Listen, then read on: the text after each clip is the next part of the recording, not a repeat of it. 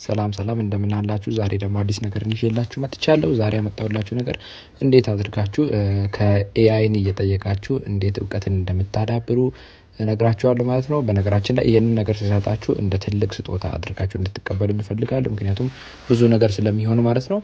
እና አሁን ወደ ክሮም ገብተን ሰርች ቦታው ላይ ጄሚናይ ብለን እንጽፋለን። ይሄንን ያስቀመጥኩላችሁን ትጽፋላችሁ ማለት ነው። ይሄንን ጽፋችሁ ሰርች ማድረግ ነው ማለት ነው። ጄሚናይ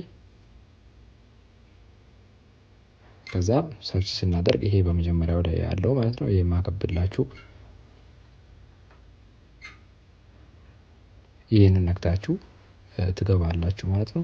ከዛ እዚህ ገብታችሁ እንግዲህ በውስጣችሁ ላይ ያለውን የትኛውንም ጥያቄ መጠየቅ ትችላላችሁ ማለት ነው። ይሄንን ደግሞ በትክክለኛነት የሚያውቀውን ሁሉንም ይመልሳል ማለት ነው።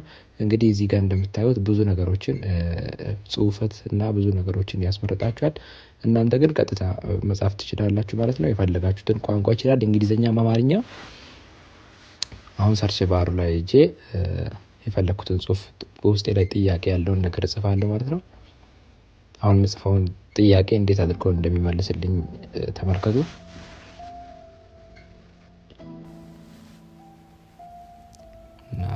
ምክር እንድትሰጪኝ ነበር። ከዛ አሁን ይሄንን ሰርች ሳደርግ እንዴት አድርጋ እንደምትመልስ ኤአይ ማለት ነው ይሄው መጥቷል። በደስታ ረዳሃለሁ የልብህን ምናምን ብላ ብዙ ነገር አውርታለች ማለት ነው። እናንተም እንደዚህ እያደረጋችሁ የፈለጋችሁትን ጥያቄ ዓለም ላይ የማታውቀው ነገር የሌለ ነው። በነገራችን ላይ እዚህ ከመንፈሳዊ ጀምሮ እስከ ዓለማዊ ያለውን ነገር ጠቅላላ ታውቃለች ማለት ነው። ይህንን ነገር ለመጥፎነት ሳይሆን ለበጎነት እንድትጠቀሙ ማለት ነው። ስለዚህ ይህንን እንደገና ሌላ ጥያቄ እየጠየቅኩ አላሳያችሁ፣ እርግጠኛ እንድትሆኑ ስለፈለኩኝ ነው።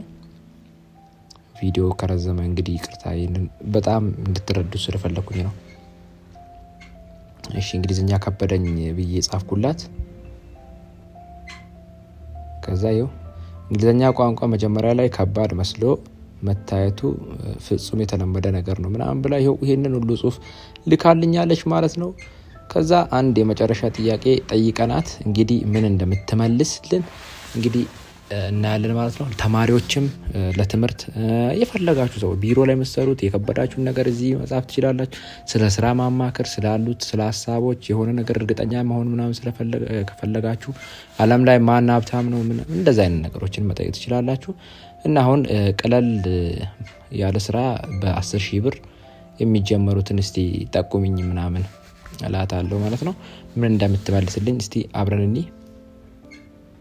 ቀለል ያሉ በ10,000 ብር የሚጀመሩ ስራዎች ይሄው በ10,000 ብር መነሻ ካፒታል የሚጀመሩ ስራዎች ብላ ይሄንን ሁሉ ልካልኛለች ማለት ነው።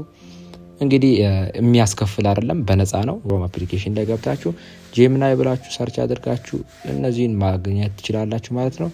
ቻናሉን እንግዲህ ሰብስክራይብ፣ ላይክ እና ሼር አድርጉ። እንግዲህ ጀማሪ ነኝና አበረታቱኝ። አመሰግናለሁ። ቻው።